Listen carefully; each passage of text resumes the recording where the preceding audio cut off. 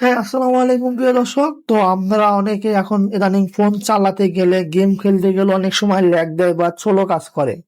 তো এই সমস্যাগুলো নিয়ে আমরা অনেকে বিরক্ত ফিল করি যে আমাদের হাতে থাকা ফোনটা কি আদৌ কি কম দামি নাকি ফোনের সমস্যা।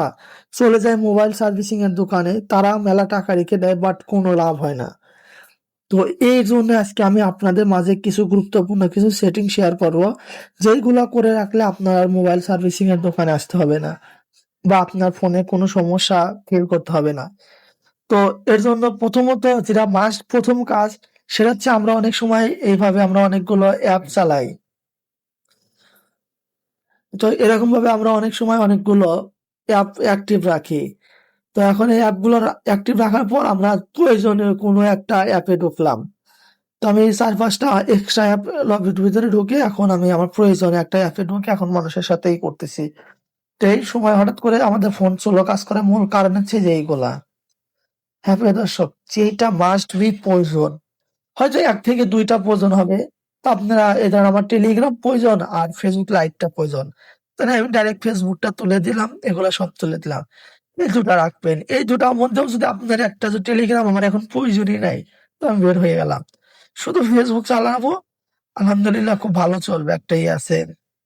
তো এভাবে এটা হলো প্রথমত কাজ।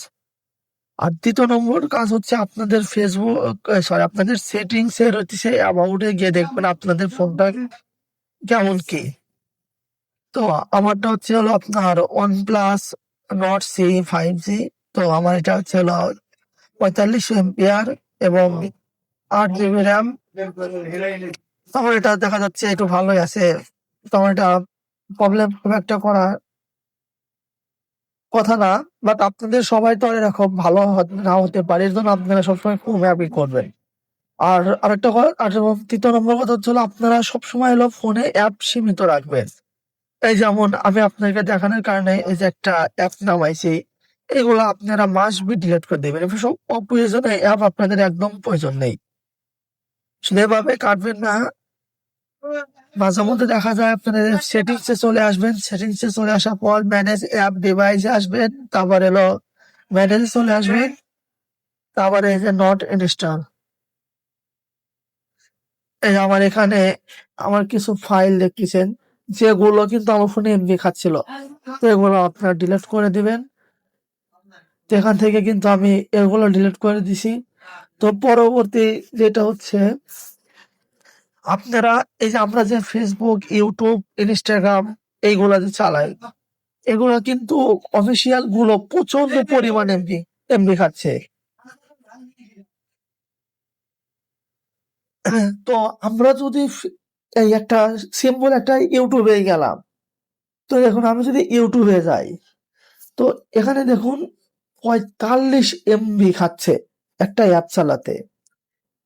তো আর আমি যদি এই ইউটিউবটাকেই যদি গোতে অ্যাড করি,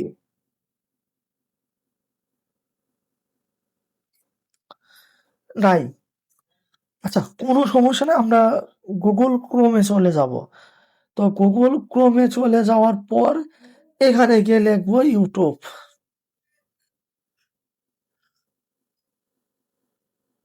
এই গুগল ক্রোমের যে ইউটিউবটা আছে, আপনারা চাইলে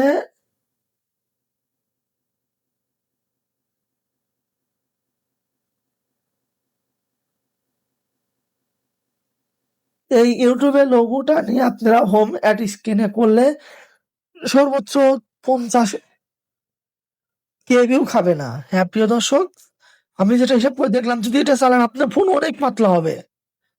তো এরকম ফেসবুক আছে, আপনারা ইউটিউব আছে, তারপর হলো ফেসবুক আছে।